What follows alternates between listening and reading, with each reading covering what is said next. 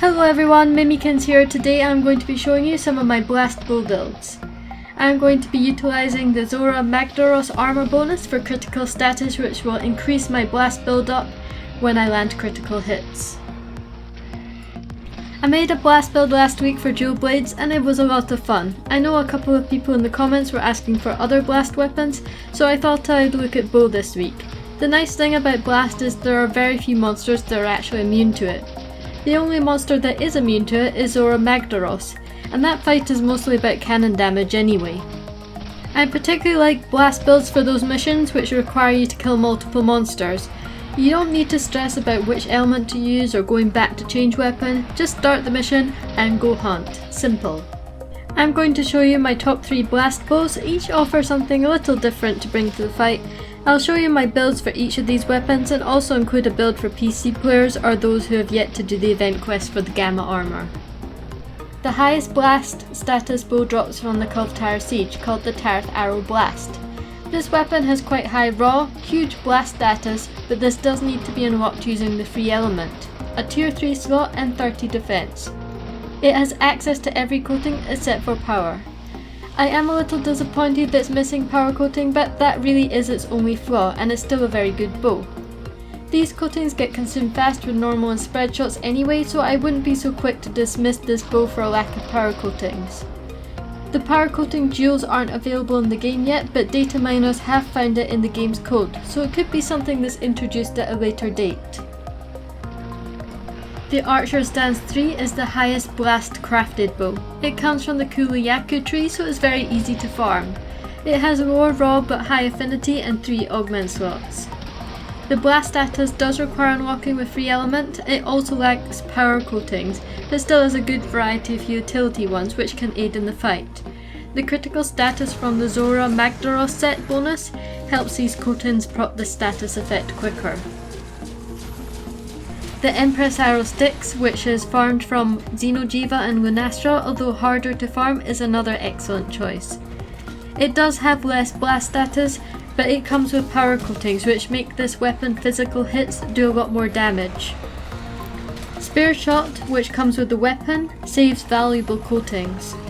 This bow comes with 2 level 3 slots and does not require unlocking, which gives me much more freedom to add more skills to this build.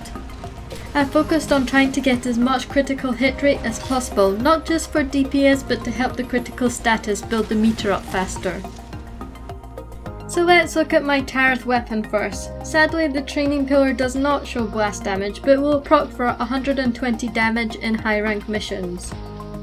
The blast coating stack with the weapon's blast element, and you can even pair it with the apothecary mantle to rack up the blast damage fast. You can also add 30 extra blast damage by eating for Feline Specialist at the canteen. The build has 90% affinity on weak spots. You might be wondering why I haven't capped the critical boost. I wanted to keep my critical rate high for more status build up. The bow specific jewels add a decent amount of damage, and if you're missing any, critical boost would make a good alternative. That leaves Constitution. This could be swapped for critical boost, but personally I love Constitution on bow as it enables me to both offload more arrows into the monster and cuts down the stamina cost for my sliding, which I use a lot to gain extra charge levels. The Archer's Stance is a valid choice for those who don't have the Tarroth Arrow Blast. This build has 100% affinity on weak spots. Since the bow comes with high affinity already, you only need to augment affinity once, which allows flexibility on the other slots.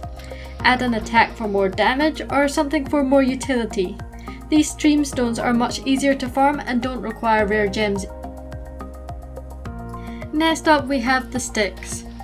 This has 100% affinity on weak spots with level 3 critical boost.